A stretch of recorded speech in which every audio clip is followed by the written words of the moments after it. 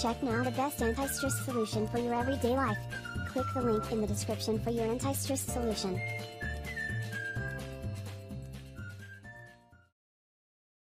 Brazilian state says reached deal to end police strike. Brazil's Espírito Santo state government on Friday said it has reached an agreement with associations representing police officers in the state to end a week-long police strike. State government officials said that according to the deal, police officers should return to work by 7 a.m. local time on Saturday. Skepticism over Trump's wall cost simmers among Democrats, border Republican Congressman Will Hurd, whose district spans 800 miles, 1,290 kilometers, of the Texas-Mexico border, on Friday criticized plans under consideration by the Trump administration to build walls and fences costing an estimated $21.6 billion to deter illegal immigration. Reuters on Thursday revealed details of an internal report by the Department of Homeland Security, DHS, that estimated the cost of covering the entire border. It called for the first phase of construction to begin in San Diego, California, El Paso, Texas, and the Rio Grande Valley. Building a wall is the most expensive and least effective way to secure the border, Hurd, whose district includes El Paso, said in an email. He said his district includes rough terrain where it is impossible to build a physical wall. The estimated price tag in the report is much higher than a $12 billion figure cited by Republican President Donald Trump in his campaign, and estimates as high as $15 billion from Republican House Speaker Paul Ryan and Republican Senate Majority Leader Mitch McConnell. The border wall was one of Trump's main campaign promises.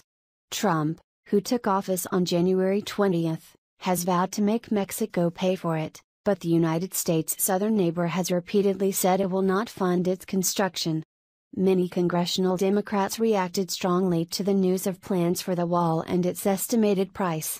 Senator Patrick Leahy of Vermont, the senior Democrat on the Senate Appropriations Committee, said in a telephone interview that he welcomed the debate in his committee over funding the wall.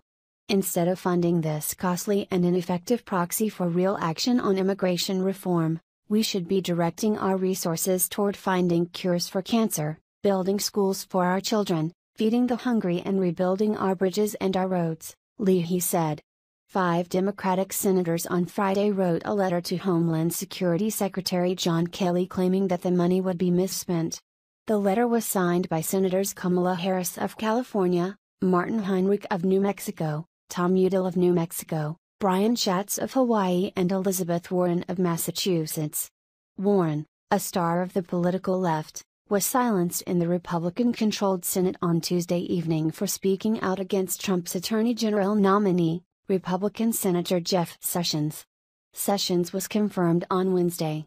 The senators wrote, "We are extraordinarily concerned that President Trump's executive order appears to require that you divert DHS funds meant for critical security priorities to instead fund the border wall." They asked that Kelly respond to a series of questions, including how much funding will be diverted to cover costs for building the wall. Hurd said he had seen estimates as high as $40 billion for the barrier's construction. Brazil's former richest man to stand trial on corruption charges. Brazil's one-time richest man Ike Batista will stand trial on corruption charges along with an ex-Rio de Janeiro governor who allegedly took millions in bribes from the former billionaire. Federal prosecutors on Friday leveled the charges against Batista, the former governor Sergio Cabral, and 7 other people accused for helping facilitate the alleged graft, and hiding the money by creating offshore shell firms for Batista, 60. Who 5 years ago had a net worth exceeding $30 billion and was considered one of the world's 10 richest people. Federal Judge Marcelo Bretas accepted the charges later on Friday, saying they were well backed by several documents. Batista has been jailed since January 30 when he voluntarily returned to Rio from New York after 4 days as a fugitive. In an emailed statement, prosecutors said the money was paid to ex-Rio de Janeiro Governor Sergio Cabral so that Batista's enterprises would win lucrative government contracts.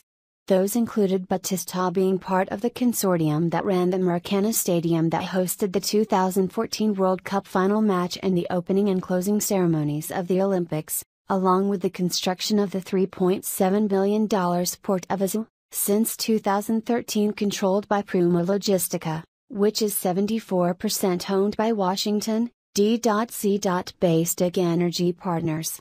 Prosecutors allege Batista paid Cabrol $16.5 million in 2011, about one-fourth in cash and the rest in stocks in state-run oil company Petrobras, the mineral and beverage company Ambev, now known as AB InBev, Abixxutal.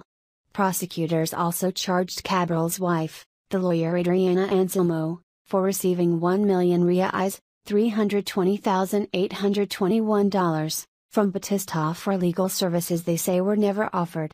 The judge also accepted the charges against her. Cabrol and his wife are already facing a separate trial on graft charges before Brazil's crusading anti-corruption judge Sergio Moro, a trial set to open next month. In that case, Cabrol is accused of leading a criminal organization that took 224 million reais in bribes from construction firms in exchange for infrastructure contracts from 2007 to 2014, when he was serving as governor. $1 equals Polish PM flown to Warsaw Hospital after car crash. Polish Prime Minister Beata Szydło was hurt when her car struck a tree in a crash in southern Poland on Friday, and she was flown by helicopter to a Warsaw hospital as a row broke out over security surrounding top government figures. The PM's condition is good. PM will undergo additional routine checks in hospital in Warsaw, her spokesman Rafał Bochenek tweeted. She had her seatbelt fastened. She suffered mainly bruises and abrasions, he later told private broadcaster TVN24. Szydło, 53, was first taken to a hospital in her hometown of Oświęcim, where the incident happened.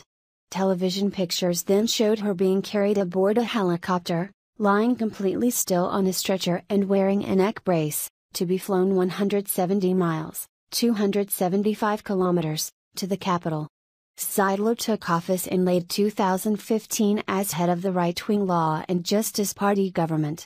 The deputy director of the Oświęcim hospital said she was in pain but not in any danger, and had been consulted over the decision to fly her out.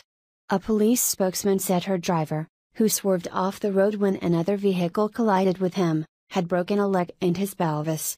Police said it was definitely an accident, and a government source said nothing pointed to any kind of attack. However, the incident raised security concerns given that Defense Minister Antoni Macierewicz was involved in a similar accident last month and President Andrzej Duda had a minor car bump last year. Both escaped injury.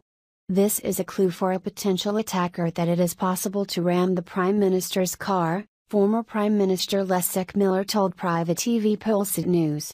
The Interior Minister called an urgent meeting with the heads of the Government Protection Bureau, which is responsible for minister security. The Government Protection Bureau is expected to predict such situations, said Roman Polko, former head of Polish Special Forces. This was a very serious accident. I'm very much concerned that it is being played down. Julia Pietra of opposition party Civic Platform told broadcaster TVP Info, it's frightening to live in a country where, within 11 months, the President, Prime Minister and Defense Minister are involved in car accidents. A police spokesman in Oświęcim, best known as the site of the Nazi death camp of Auschwitz, said the accident happened on Friday evening when the Prime Minister was traveling in a convoy of cars overtaking a private Fiat Seicento. Suddenly the Seicento turned left, crashing into the Prime Minister's car, the spokesman told a televised news conference. Police were investigating under the supervision of a prosecutor. TV pictures showed serious damage to the front of Szydło's Audi A8 vehicle. It was not clear what happened to the. To receive more news on our YouTube channel, please click the subscribe button. If you like to receive an alert every time a new upload is made, hit the bell. Give us a like to the video or dislike if you agree or not to the news. Be proactive. Is your life and the news will serve your day. Finally, leave us your opinion in the comment section on what you think about the subject. Thank you and stay tuned to Breaking News 24.